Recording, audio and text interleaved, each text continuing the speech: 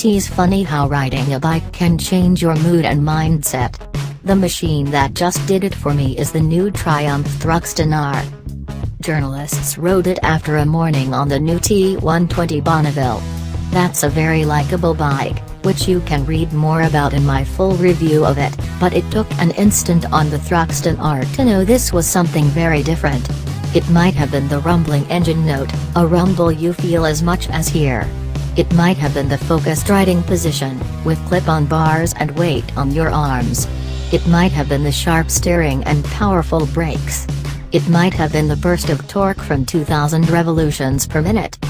Probably it was all these things.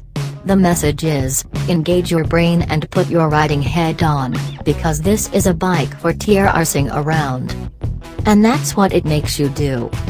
Like the T120, it's got a new 1200cc liquid-cooled parallel twin engine, but with a very distinct feel thanks to a range of differences including high compression cylinders and a larger airbox.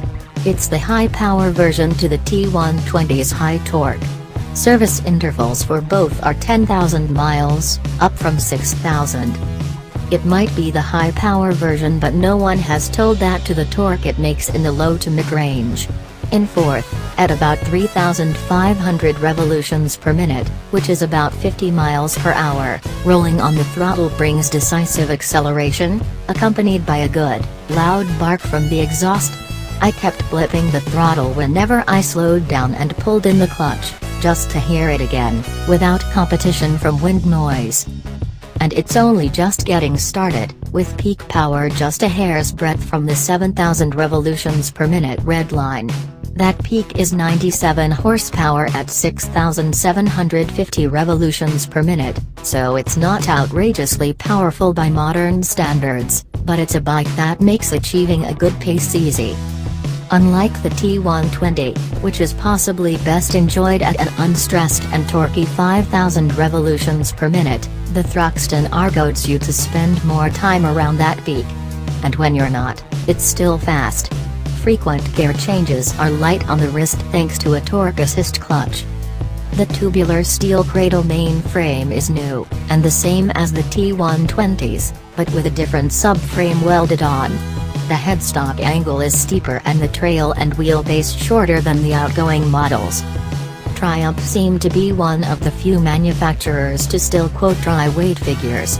At 203 kilograms, the Thruxton R doesn't look especially lightweight on paper despite the tactic, but the ease with which it turns makes the figure seem an irrelevance. The front end feels stable, easily directed and confidence-inspiring, with a good sense of connection to the tire through the low bars. The R in the name points to this being the higher spec version of two variants of the machine. It differs to the base model Thruxton in its suspension and brakes as well as styling. Where the Thruxton has a Nissan front caliper, the R has radial monoblock Brembo calipers on twin floating discs. The Brembos don't have astonishing initial bike, but there's a big supply of power as you increase the pressure on the lever, with 2 fingers all that's required. The rear brake also offers a good sense of progressive stopping force. The Thruxton R benefits from twin Allen's shocks and upside-down big piston Showa forks, with full adjustability at both ends. It's firm and sporty, offering good feedback from the tires, which also differ from the Thruxton's. Where the latter has Pirelli Angel GTs, this one has Pirelli Diablo Rosso Corsas. They offered confidence throughout the test ride in Portugal, which included brief spells of rain. Other differences between the two Thruxtons include the exhaust, which is chrome on the base model and stainless steel on the R. There are 3 riding modes: Sport, Road and Rain, offering varying degrees of torque in response to a given throttle input. I'm sure you can work out which is the softest and which the most aggressive.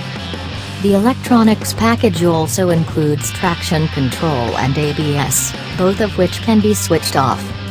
Switching between riding modes is simple, using one button on the left bar, but you have to close the throttle and pull in the clutch to finalize the choice on the move. You also have to pull in the clutch to start the Thruxton R, even in neutral. Switch off the ignition for more than a few seconds and it reverts to road mode. I felt inclined to put it in sport and leave it there, for the most immediate access to that mid-range punch. That's what this bike feels like it's for. Although the engine makes itself known through the bars and seat at some speeds and revs, the vibes fade on the motorway. At an indicated 80 miles per hour in 6th, they receded to a very tolerable level. Part of the Thruxton R's character clearly lies in its styling, and the quality of finish looks for the most part impeccable. The polished top yoke is a thing to behold. The radiator is discreet enough for the untrained eye to miss, with hoses tucked away. According to Triumph, the fins on the cylinders are not just for show but actually contribute to cooling efficiency, allowing the radiator to be smaller than it otherwise would. The expansion tank is also hidden, tucked behind one of the side panels.